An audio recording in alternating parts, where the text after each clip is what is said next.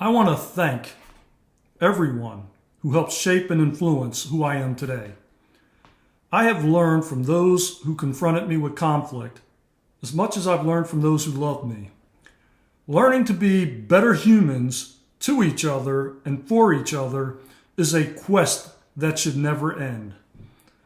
It's important to understand there can be no significant change in the world unless we first have the courage and inspiration to change ourselves. And in order to change ourselves, we must first believe we can.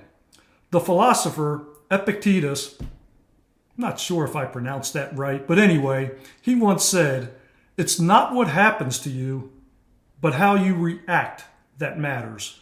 And that is such a tremendous and powerful statement. You see, throughout our day, life is just filled with opportunity. Every challenge, every painful moment is an opportunity for growth, or it's an opportunity to continue to repeat the cycle of imbalance. As you consciously observe all that's happening, remember, it's happening for you, not to you. In other words, we're given opportunities to grow from absolutely everything that happens in our lives. You see, the greatest teachers are those people who have played the role of nemesis in our life. I mean, these are the people with whom we have had the most caustic, disturbed, imbalanced, most severe interactions. Those are the people who were painstakingly cast along our journey to serve as our greatest teachers. So instead of hating or despising them, try thanking them and genuinely loving them for the roles they play, for their roles as possibly the greatest teachers along our path of both maturity and growth. I recall working with a certain person, it was years ago, but every time I saw them, it was painful. I hated seeing them. I felt they were toxic. They would constantly come to my office and complain, well, just about everything.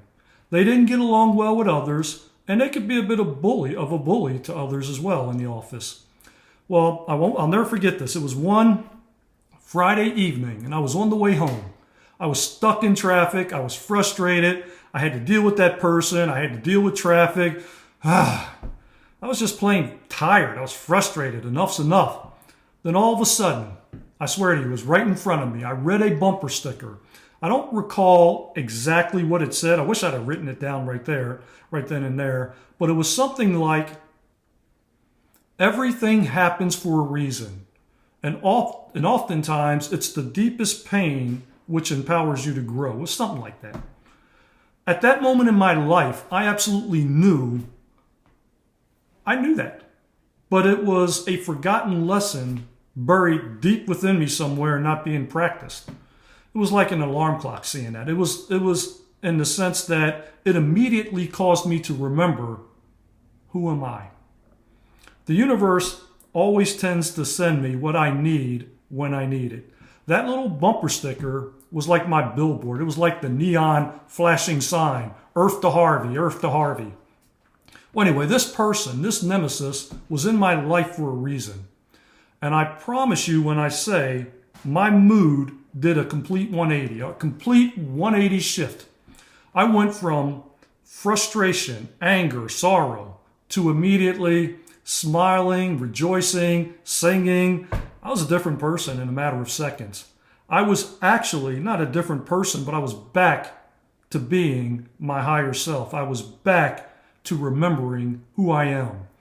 Remembering that part of my purpose is to do the inner work. Part of my purpose is to learn how to be a better human being. So that night, when I got home, I was actually excited. I could not wait to see that person again. And this is so true. I couldn't wait till Monday when I had the chance to redo this, to see this entire relationship so very differently. I would treat it as the exciting opportunity that I now saw in front of me. Well, Monday morning finally came, and listen, I love my weekends, but for some reason, I was still very excited about this particular Monday. Instead of dreading to see this employee, I was now thrilled. And just like clockwork, guess who showed up at my door early morning, just as I thought they would? When they walked in my office, it was different. I had the biggest smile on my face. What lesson was I to learn from them today? And thank you in advance, because you're about to help me, Harvey Johnson, become a better person. I was amazed at how I could see this relationship so differently. I had now broken the pattern. I broke the pattern I was stuck in. See, I was blaming them for being toxic when actually it was me who needed to not only grow, but to thank this amazing person for playing their role in my life so perfectly. The person was kind of taken aback, I could tell, by my immediate excitement to see them. So after I thanked them, they were kind of equally as shocked. They left my office and the relationship dynamic changed forever. The pattern was broke. The pattern I was stuck in, I was no longer stuck. Since then, I've applied the same strategy many times over the years. I am now grateful to anyone I consider to be toxic. Boom! Blow up the pattern, no longer stuck in it. Now, even knowing this, it can still be a difficult lesson to adhere to, especially when you're faced with life's ups and downs. And again, it's not what happens, but how you respond that matters. Responding above the line should be the guiding North Star when faced with these difficult situations. That's people that frustrate us in these toxic encounters. And I have a video on living above the line in life where in life, we're either operating above the line, which is a mind of love, or below the line, which is a mind of fear. There is no in between. You're either radiating love and kindness, forgiveness, or you're not. And I've learned through my experiences that life works best when our North Star, our guiding star, is coming from a heart-centered place, one that's in the best interest of all people, since we are truly one. It's sort of like the hand attacking the foot and wondering why it too feels pain, whereas the hand that massages the foot, well, it too feels love. We're mistaken when we believe that we live apart from Source, that we are somehow a separate entity, a being that moves in isolation, unattached, alone, and housed within this body. That's a lesson I needed to refamiliarize myself with at that time, and often since then. Now I know my life is God's. I have no other home, that I do not exist apart from Source. Source has no thoughts that are not a part of me, and I have none but those which are of Source. The same is true of every person, as I do believe we are one. People that die and have near-death experiences, they often speak of seeing for the first time how everything is energy and how we're all connected. They speak of the interconnectedness. When a small child is separated from their mother or father and dropped off at a nursery school for the very first time, there's an intense fear. Well, like that child, the false belief in our separation from Source is more than 10,000 times stronger than that child's fear. The moment we realize that we are separate from Source, enter the mind of the ego, enter the mind of fear, which would incorrectly lead us to believe that we're small, that we're undeserving, that we're somehow insignificant, that we're somehow separate beings. And this can cause a mindset of fear. When we're afraid of, or when we fear anything, we acknowledge its power to hurt us. I mean, think about the fear of dying. When we are connected to Source, death becomes a transition, not the end all. We never die. We recognize that we are in fact eternal. Atonement is the healing process.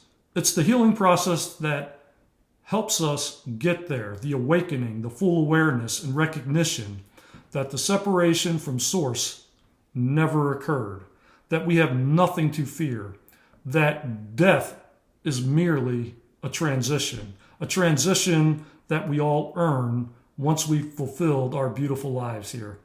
You know, it's been said that the two greatest moments in our lives are the day we're born and the day we realize and appreciate why we were born. And then we align ourselves to that purpose.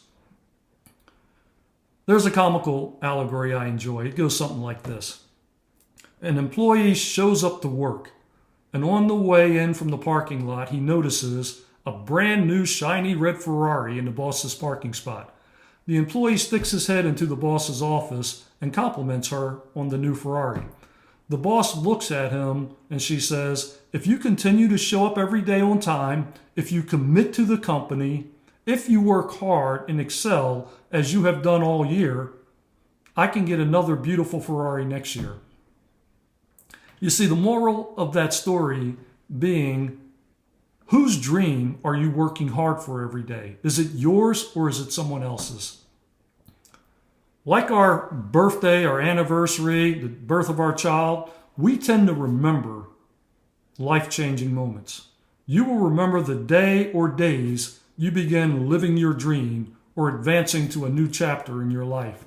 I've had many, but one of them was January 1st, 2024, when I began putting old chapters behind me and creating a new chapter of inspiration.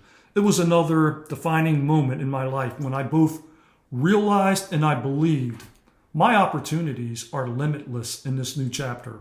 I truly began to see myself being successful in this new role, this new liberated freedom where I am at peace. And that's what it was. The new role was a life at peace. It was about doing the inner work and radiating love. Don Miguel Ruiz is an author who wrote the book, The Four Agreements. The Four Agreements are a guide by which we should all live. A really great book if you haven't read it. Number 1, it said, be impeccable with your word. Number 2, don't take anything personally. Number 3, don't make assumptions. Don't we all do that? And number 4, always do your best. Love yourself for doing that. Always do your best. Well, the four agreements helped me guide. They were a guide for my new life. And I follow them to this day. Confucius is noted to have said, for one word, a man is often deemed to be wise, and for one word, he is often deemed to be foolish. We should indeed be careful for what we say. Our words, they go before us to announce the person that we are. The words we speak are enough to paint a picture of us. This is the power of words. But we also have the power to choose those words. And the same holds true for our thoughts. Thank you for listening to me. I am at peace. Thank you.